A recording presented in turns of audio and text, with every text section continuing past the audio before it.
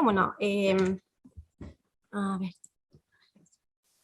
Bueno, si tenemos que hablar de cifras, tienen que ser estas. Y es que, según el Instituto Nacional de Estadística, en España casi 5 millones de mujeres se encuentran en el periodo de la perimenopausia.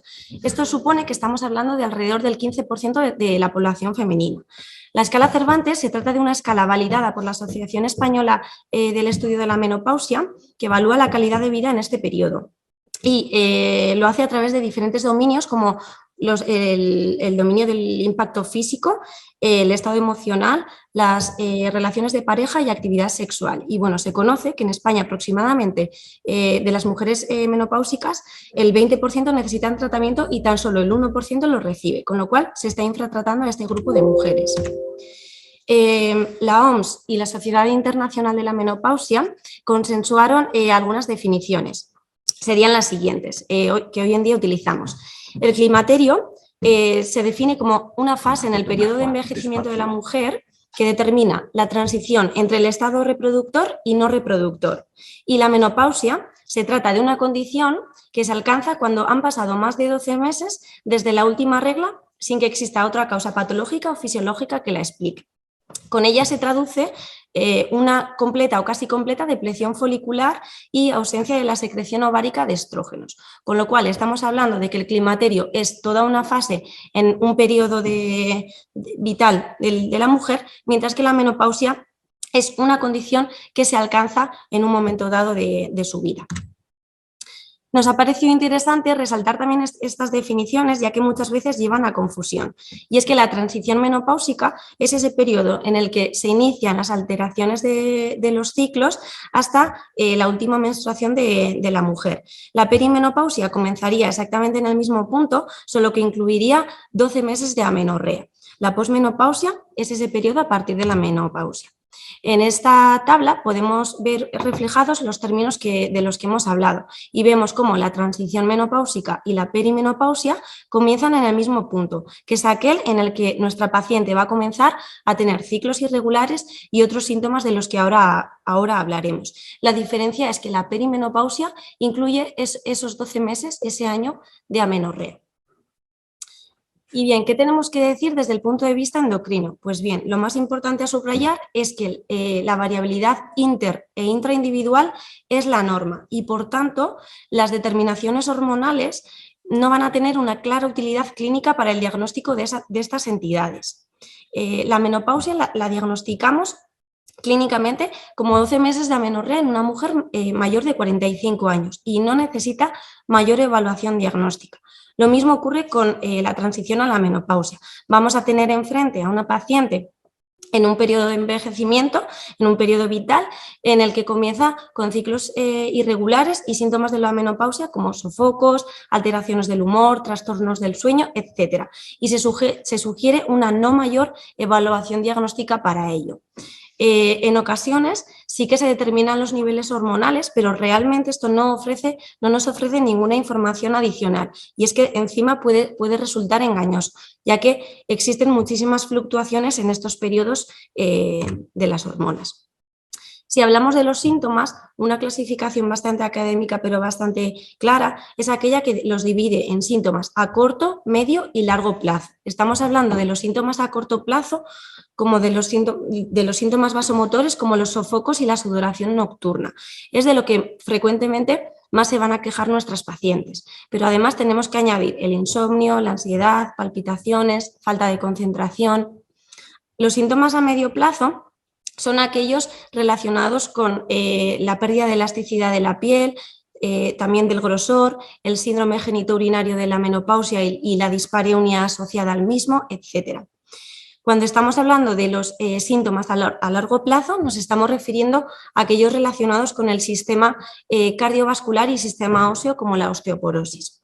Lo que sí que sabemos es que las mujeres frecuentemente, el síntoma que más frecuentemente expresan es aquel de los síntomas vasomotores, los sofocos y la sudoración nocturna. Y conocemos que la terapia hormonal es de primera elección y la más efectiva para el tratamiento de estos síntomas y que los beneficios superan a los riesgos en mujeres sanas menores a 60 años o hasta 10 años después de la menopausia. Los datos recogidos en las últimas décadas nos permiten afirmar que la THM es una terapia segura y eficaz.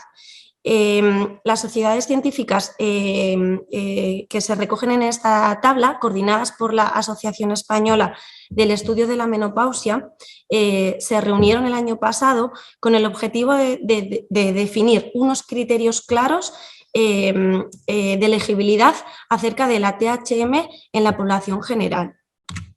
Se hizo un análisis de la evidencia y basándose en estos resultados se sintetizó y el grupo de expertas y expertos realizó declaraciones claras a favor o en contra de la THM, similar a lo que conocemos con los anticonceptivos.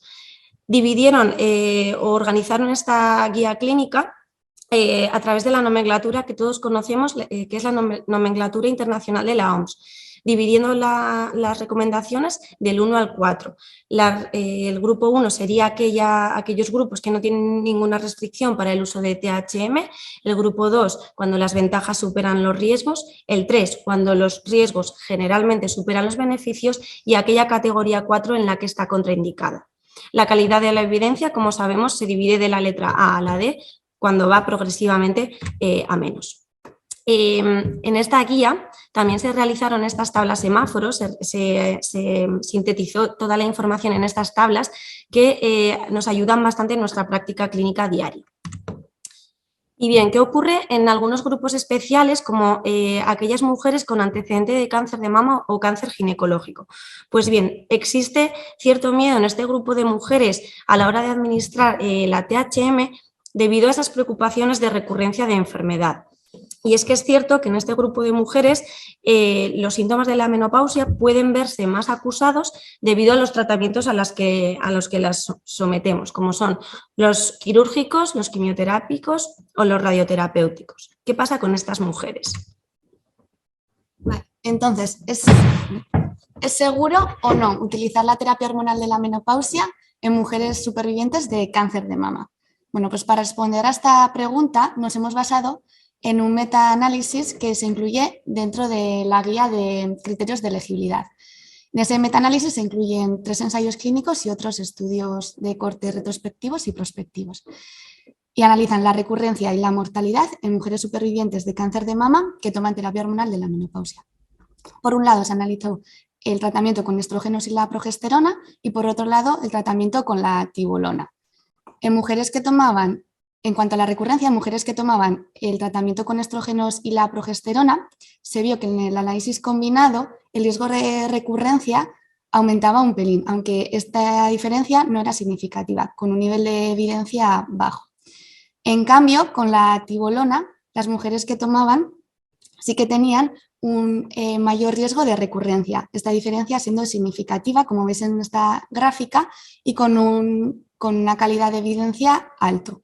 Y este aumento de riesgo de recurrencia era mayor en mujeres con tumores que habían tenido tumores con receptores estrogénicos positivos o que habían sido tratados con inhibidores de la aromatasa.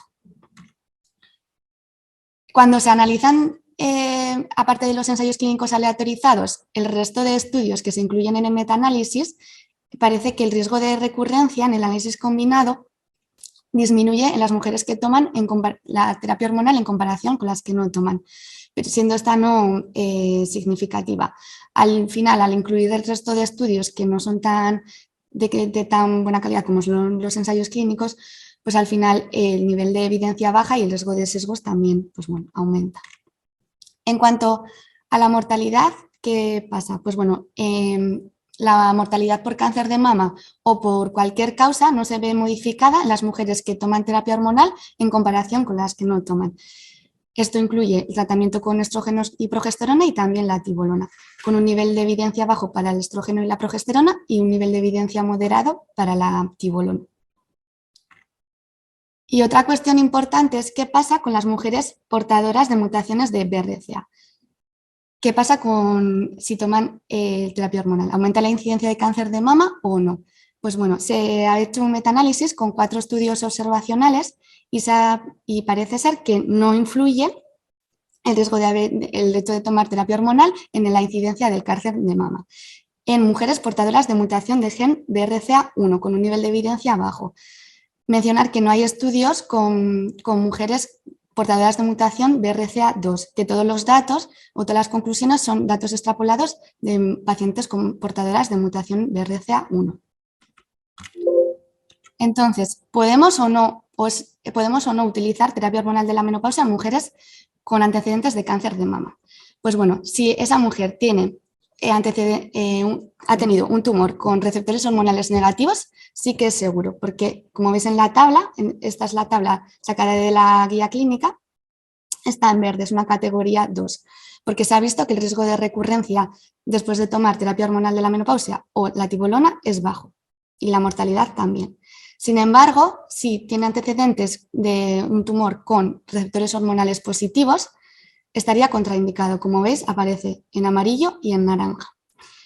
Y en mujeres portadoras de mutaciones BRCA1 y BRCA2, también sería seguro utilizar la terapia hormonal de la menopausia. La tibolona no hay estudios, porque como ya he explicado, pues no aumenta la incidencia de cáncer de mama. Esto sobre el cáncer de mama. Ahora vamos a hablar sobre otros tipos de cánceres ginecológicos. Para eso nos hemos basado en este estudio, que también está incluido en la guía de criterios de elegibilidad. Entonces, sobre el cáncer de ovario, pues en este estudio se hizo un metaanálisis que se incluyeron 3 ensayos clínicos y otros 6 estudios de corte retrospectivos. Y se concluyó de que la mortalidad, la supervivencia global, la supervivencia libre de enfermedad y la recurrencia no se veían modificados en las mujeres supervivientes de cáncer de ovario que tomaban terapia hormonal en comparación a las que no tomaban. Incluso en las mujeres de menos de 55 años, los datos apuntan que los resultados son mejores en cuanto a la supervivencia global y en la supervivencia libre de enfermedad en las mujeres que toman terapia hormonal en comparación con las que no. Y como veis en esta tabla, pues en cáncer con antecedentes de cáncer de ovario, la terapia hormonal y la tibolona pues son opciones seguras. Todo esto también, hay que considerar también el tipo histológico, porque todo esto es válido en caso de tumores no serosos o de células germinales, porque en caso de células serosas o de la granulosa ya entrarían en una categoría 3, entonces estarían contraindicados según una opinión de expertos basándose en el estudio RIS del 2020. En cuanto al cáncer de endometrio, pues bueno, aparentemente, como tiene dependencia estrogénica, pues puede parecer que la terapia hormonal puede estar contraindicado, pero los estudios pues, no demuestran eso. En este metaanálisis que incluye un ensayo clínico y 8 estudios observacionales, analizan la recurrencia y ven que el riesgo de recurrencia es menor en mujeres que toman la terapia en comparación con las que no toman. Es verdad que, que los estudios son limitados, que tienen sus limitaciones porque al final el seguimiento es a corto plazo y no hay diferencias en cuanto a la supervivencia global y supervivencia libre de enfermedad. Pero la guía concluye de que es una opción segura en mujeres que han tenido antecedentes de cáncer de endometrio, porque se ha visto que no tienen mayor tasa de recurrencias. Y en cuanto al cáncer de cervix, hay menos evidencia, solo hay un ensayo clínico que analiza la mortalidad y la recurrencia, parece que lo disminuye sin que esta disminución sea significativa. Y lo que la guía concluye es que también es una opción segura, que en mujeres con antecedentes de cáncer de cervix utilizan la terapia hormonal porque no hay una mayor tasa de recurrencias en estas mujeres que toman la terapia hormonal de la menopausia. Por tanto, ¿qué podríamos concluir? Bueno, pues que muchas de nuestras pacientes que han sufrido cualquier tipo de cáncer ginecológico también padecen los síntomas de la menopausia y muchas veces más acusados que en la población general. Y estos empeoran su calidad de vida y tienen un impacto grave en la misma. En mujeres supervivientes de cáncer de mama con receptores hormonales negativos, sería seguro la terapia hormonal de la menopausia y la tibolona, hablando del riesgo de recurrencia y la mortalidad, mientras que en aquellas con antecedente de cáncer de mama y receptores hormonales positivos estaría contraindicado. Y el análisis de la literatura nos lleva a la conclusión de que la THM es segura, tanto en términos de recidiva y o mortalidad, en pacientes que han sufrido otro tipo de cáncer ginecológico. Y eso ha sido todo. Gracias por vuestra atención. Y eso es.